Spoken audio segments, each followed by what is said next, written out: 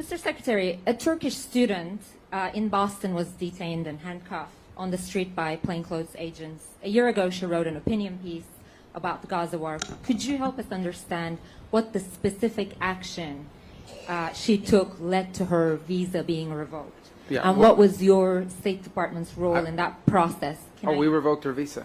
It's an F1 visa, I believe. We revoked it, and here's why. And I'll say it again. I said it everywhere. Let me be abundantly clear, okay? If you go apply for a visa right now, anywhere in the world, let me just send this message out.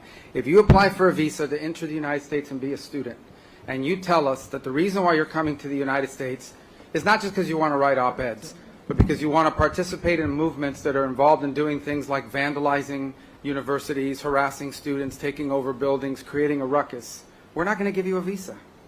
If you lie to us and get a visa and then enter the United States and with that visa participate in that sort of activity, we're going to take away your visa.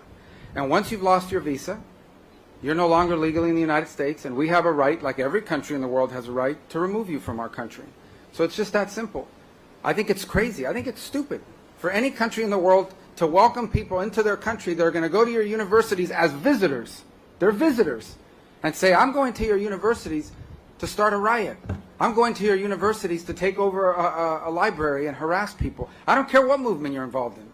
Why would any country in the world allow people to come and disrupt? Now, we gave you a visa to come and study and get a degree, not to become a social activist that tears up our university campuses. And if we've given you a visa and then you decide to do that, we're going to take it away. I encourage every country to do that, by the way, because I think it's crazy to invite students into your country that are coming onto your campus and destabilizing it. We're just not going to have it. So we'll revoke your visa, and once your visa is revoked, you're illegally in the country and you have to leave.